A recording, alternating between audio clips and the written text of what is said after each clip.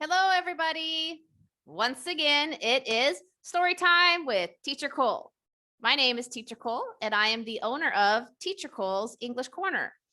I am an online teacher who specializes in teaching English, science, social studies, cultural studies to elementary students in a fun and exciting way. I love creating information detectives for my students who enjoy going through a wonderful, exciting learning journey because I believe every opportunity to learn should be wonderful and engaging and exciting and be a great journey.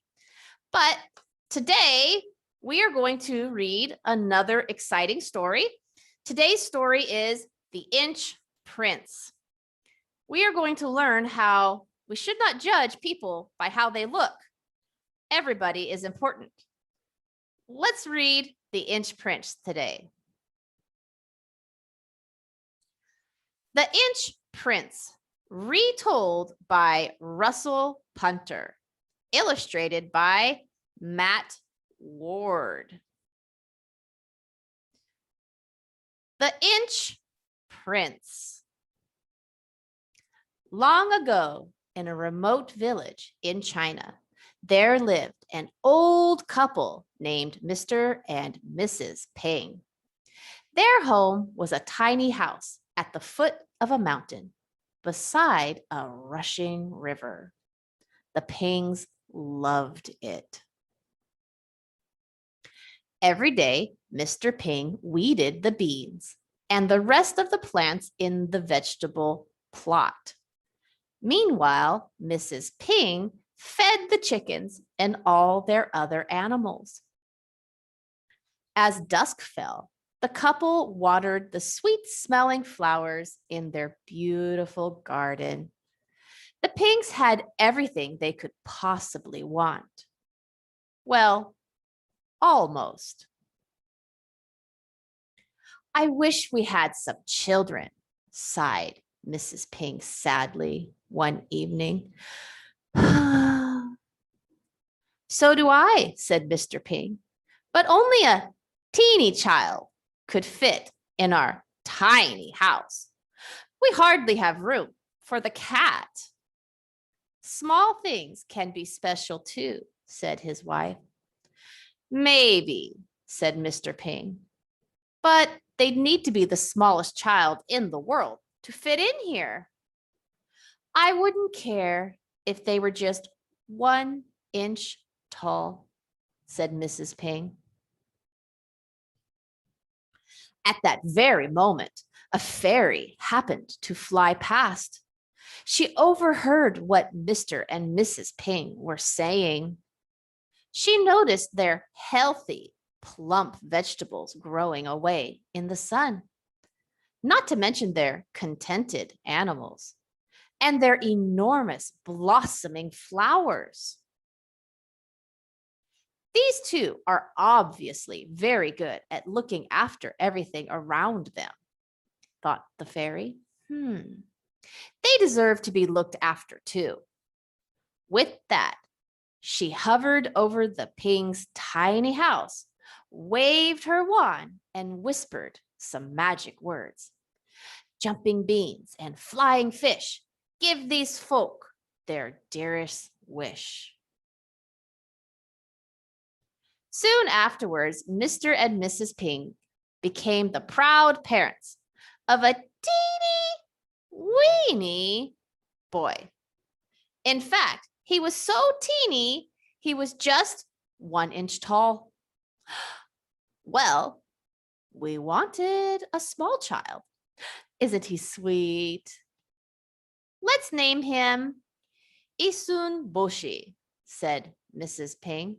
It means 1 inch boy. And we could call him Issy for short, said her husband. Very short, he added with a smile. Time passed quickly for the Pings and their new son. Each year, their vegetables grew more plump.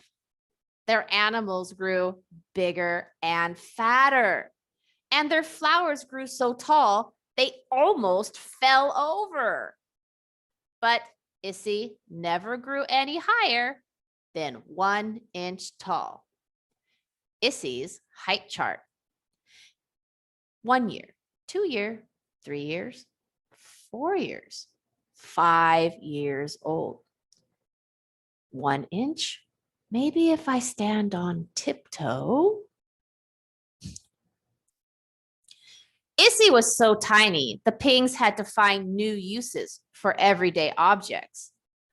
A bottle top from Mrs. Pig's homemade rice wine became a bathtub.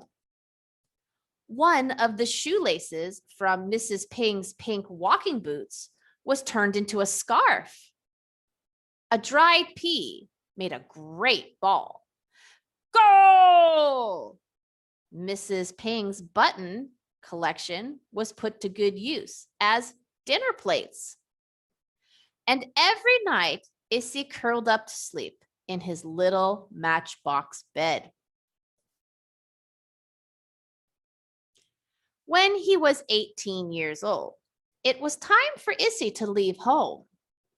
I'll get a job in the city, he announced confidently. His parents gave him 3 presents for his journey.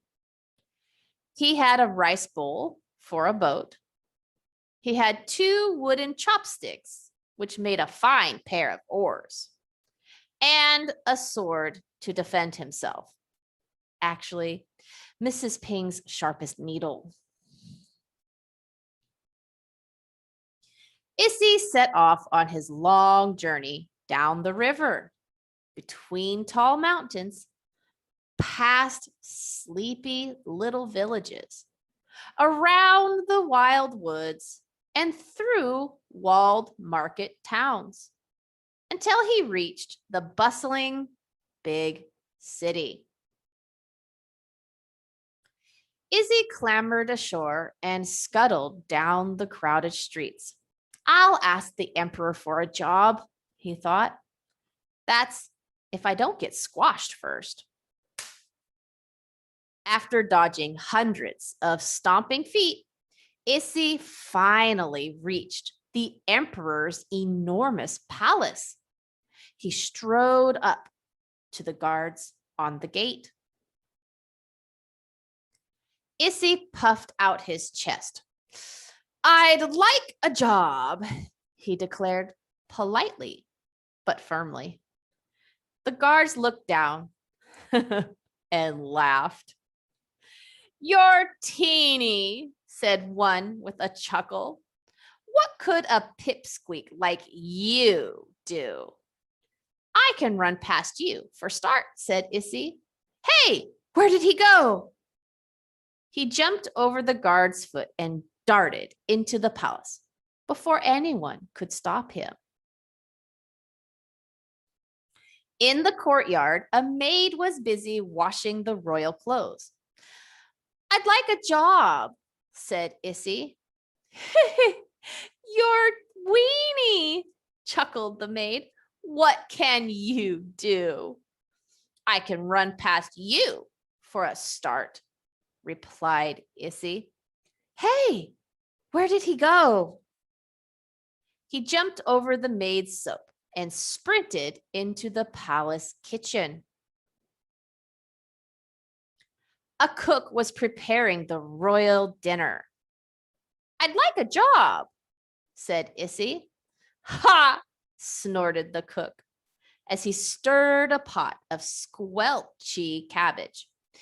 You're tiny. What can you do? I can run past you for a start, answered Issy with a grin. Hey, where did he go? He swerved around the cook's oven and dashed into the next room. Issy gasped. He'd arrived in the throne room.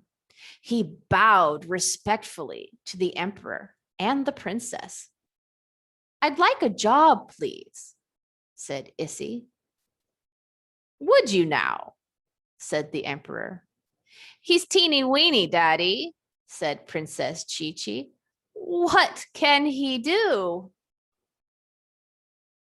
Well, I ran past your guard, your maid, and your cook to get here, said Issy proudly. They couldn't stop me. The emperor thought for a moment. You can look after Princess Chi-Chi, he said. She needs a bodyguard. But Daddy, moaned the princess, how could he defend me? He's only 1 inch tall. Small things can be special too, said the emperor wisely. You're hired. Thank you, Your Majesty, said Issy. From then on, Issy never left the princess's side. He was there in the morning. He was there in the afternoon. He was even there all night. One day, the princess left the palace to visit her aunt, far beyond the city. As usual, Issy was right by her side. After many miles, they came to a dark forest. I'm scared, said Princess Chi-Chi. I'll look after you, said Issy. What could you do? Quivered the princess. Just then, a terrifying roar echoed around the wood.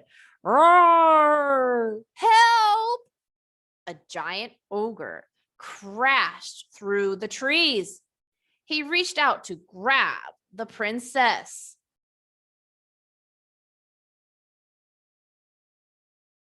Put her down, shouted Issy with all his might, or you, grunted the ogre. What could you do? With that, the ogre scooped up Issy. I love bite-sized snacks, he said, and popped Issy into his mouth. Issy thought quickly.